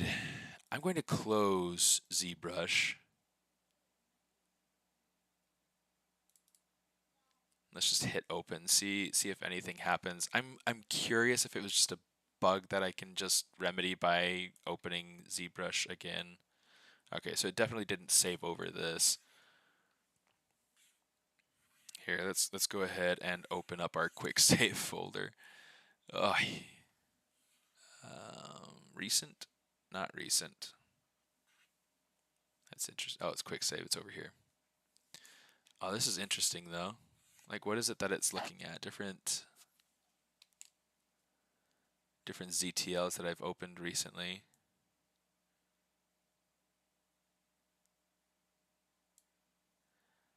Interesting. Okay, quick save.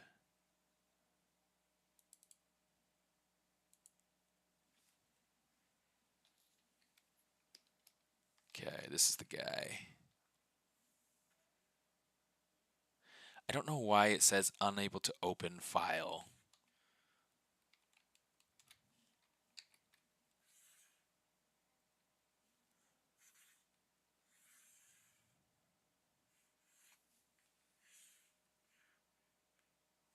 Wow. Wow. Okay, so here's what we're going to do then. Since we went ahead and we created, let's go ahead and hit refresh. Since we went ahead and we created that that FBX, we can come in here, we can say import, and we're just going to say file rescue. Oh, I hope that's the same scale. That looks like it changed scales. It might not have changed scale. It might just be a perceived scale, but here, just to be able to test things, I'm going to say insert. We'll insert the piece from the other piece. Okay.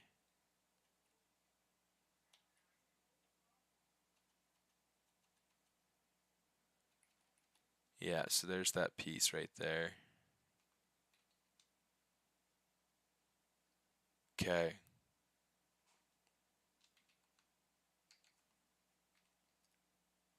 Oh my gosh.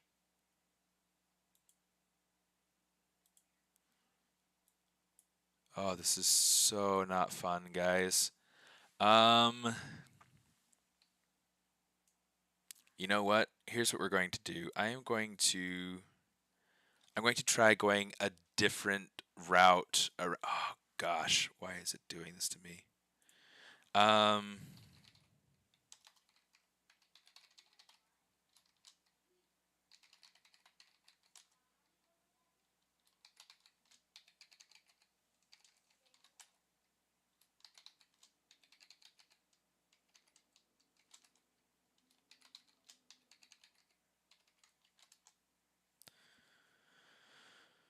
I'm gonna try to open up Maya, but it's making me log in. Hannibal Sculptor. You've been dealing with this one too? Oh, it's such a nightmare. I can't believe that this is happening to me. I've never had this issue before. I have never had this issue, and so it's driving me absolutely mad trying to figure out what could I have done better. I've got to reset my Autodesk password.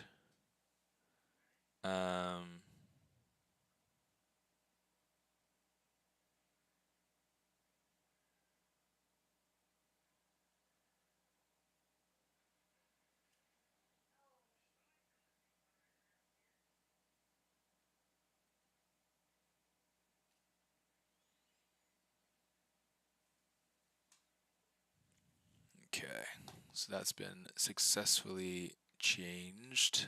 Let me do this again.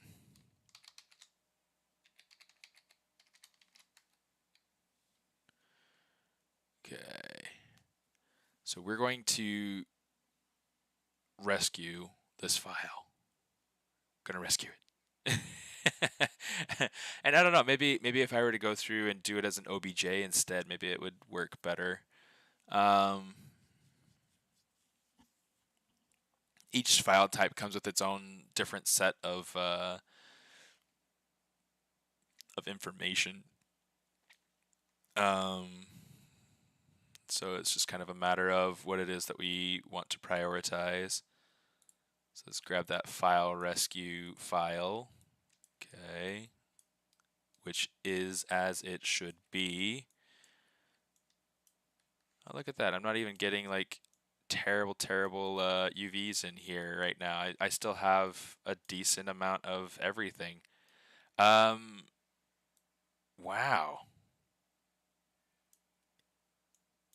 You know what? I'm going to, let's grab these. Because like these are the only faces that we need to have new UVs for. Oh, I don't even have UVs created, I guess. So let's just go ahead and grab that. We'll create UVs. Grab this. Same thing. We'll create UVs. I know. I realize this is this is a ZBrush channel, but I also want to make sure that I'm showcasing like how things fit into production. So yeah, this is kind of the idea. Yeah, let's go ahead. Let's grab these. I'm going to say, where are those seams here? Let's go ahead and cut that seam. Come to the other side. We'll cut this seam.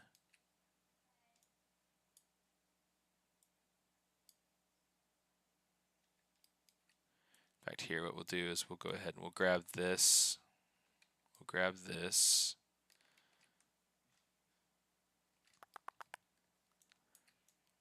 Okay, first things first. Let's do this. We're going to come over here to UV Toolkit. We'll say transform, and we'll grab our we'll get our texel density so that we can make these pieces the same, so they can fit in a little bit more easily.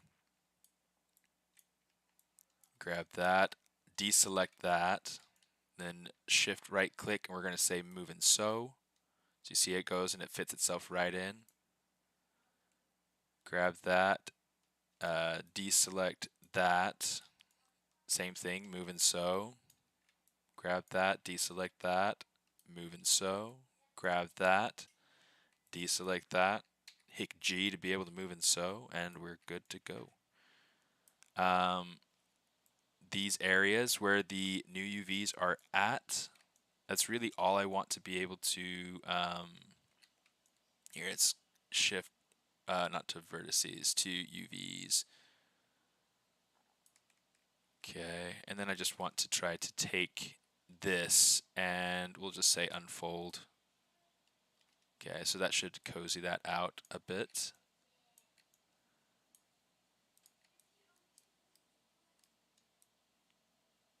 Just kind of make this selection down to something like, oh.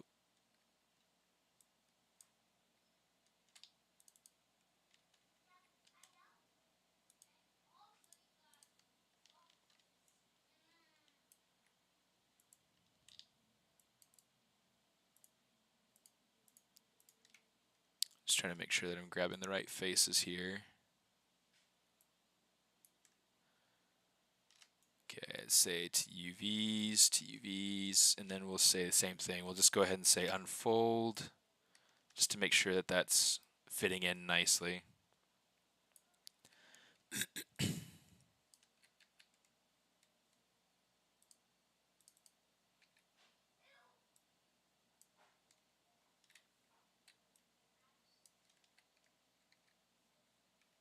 Cool. Okay. So now we'll call that good. It feels like it's overlapping just a smidge, so let's kind of change that just a little. Check on this one too, since they're symmetrical. Okay. So we've got that fixed. We've got the body working now. I'm not going to worry about doing UVs for the head and everything yet.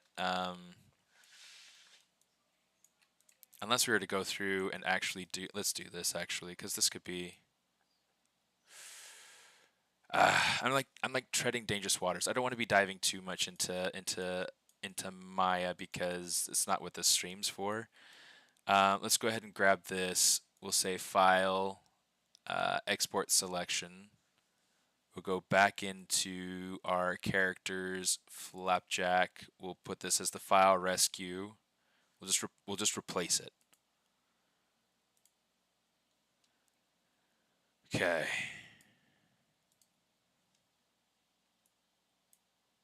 So now I'm gonna go ahead and totally restart ZBrush. Just to start off fresh, we're going to just import the new FBX. And oh man, I've got a little bit of heartburn.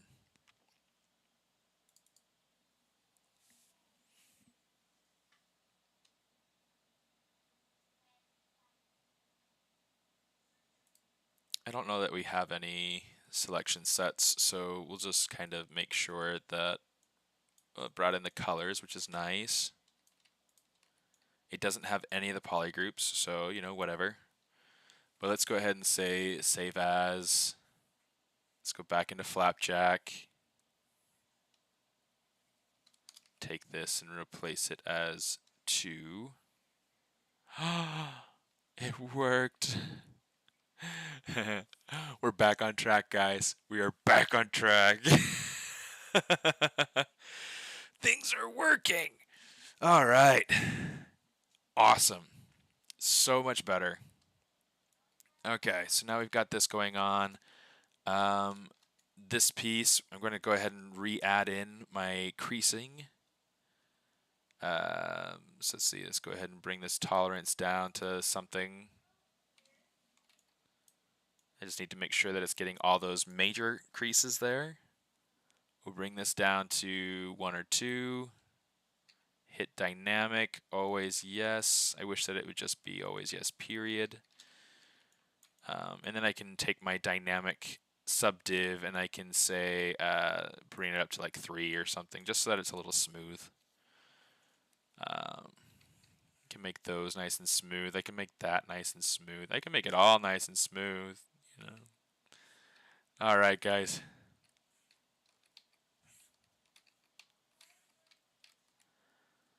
I think that's all I have energy for today.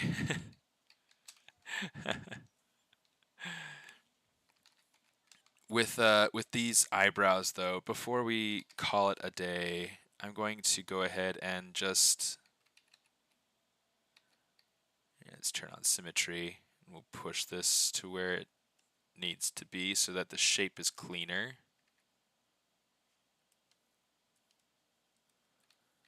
Cool.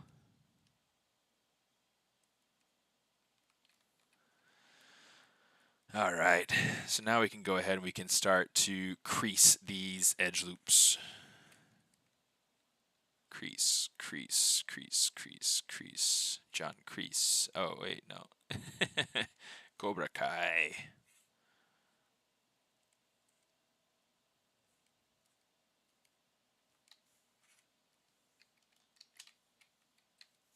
Okay, similar thing. I want to make this maybe up as far as like 3. We'll take the crease tolerance down to like 1 or 2. and that's looking pretty decent. Let's see what it looks like with 2. I like 2. 2 has like a nice sharp sort of nature to it, but it's not so sharp that it's unbearable. So I'm just going to go ahead, hit save. That saved beautifully. We are in the green. Here we go. That's amazing. Okay. I'm going to call that good for this week. I'm a little bit energized out from having to try to get that stinking file fixed. Oh, for anybody who was somebody was asking earlier if I use the floater method, and I will be using floaters for the instance of getting the strawberry and the different seeds on that strawberry to work right. For anybody who isn't familiar with what floaters are, let me see if I can pull up. There's a I'm going to go into ArtStation here. Let's see, there is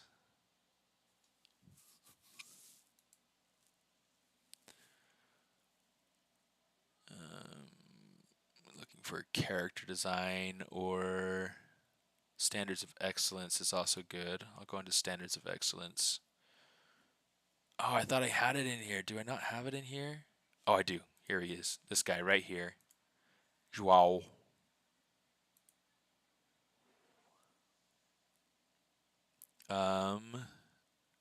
Which character was it? I've got to remember which character it was, but he's got this particular character that he did as part of Overwatch. I'm pretty sure it was this one right here. It was the turtle ship, Diva tank. If it'll open up. Floaters are a way to be able to add details to your model. Kind of zoom in on this as much as I can. You can see them with these spikes here on the back. You know, you got like these like little pieces that are these little pieces right here. Here, come here. That is a floater. You can see them. There's like one right here. You know, there's one right here. These little pieces, those are also floaters. In fact, let me just use arrows because that'll be easier. Floater, floater, floater, floater. What these floaters do is they're not actually part of the final model. They're just part of the high poly thing. And it allows you to get a really nice detail when it's baked. This is a floater. All these going around the outside of this, those are all floaters. It's just a great way to be able to get all these great details without having to model it in, because then what you have the flexibility to do is then make changes really quickly and easily if you have to, without having to go through the pain of modifying the actual model. It's a fantastic method for getting high poly stuff, because your high poly model doesn't matter as much so far as topology goes, so long as it doesn't create any kind of weird artifacting. It does matter what your low poly has and how well it receives your floaters. So yeah, just really, really cool, fun stuff. This is a great artist. In case you're unfamiliar with them, here I'll go ahead and I'll put this over into chat. Yeah, I hadn't heard about them before starting at Blizzard, before starting on Overwatch. That's where I learned about them, and I suspect it's a very gaming industry wide sort of technique. But I mean, I don't remember hearing about them when I was on Hogwarts Legacy, so I don't know. It might just be a special, unique trick. But yeah, really cool, and it's so much fun. So yeah, Great stuff. Great stuff. And now that we have this saved, I'm just going to go ahead and I'm just going to happily leave it exactly where it is and not touch it for another week. Woo! All right, guys. Thank you so much for coming and playing and having fun with me. We'll go ahead and say here, let's load Spotlight so we have the Spotlight open.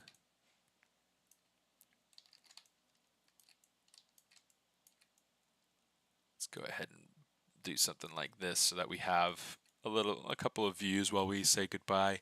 Yeah, this is going to be a fun character to whip out. Come join me again next time, and the floater police will come for you now. Oh no. Yeah. Lots of fun. No way. Okay, I'll have to read that later. But yeah, so I'll see you next time I see you. Have a great day. Go do some fun stuff. Enjoy your Saturday. And I'll see you next time I see you. Smartest out.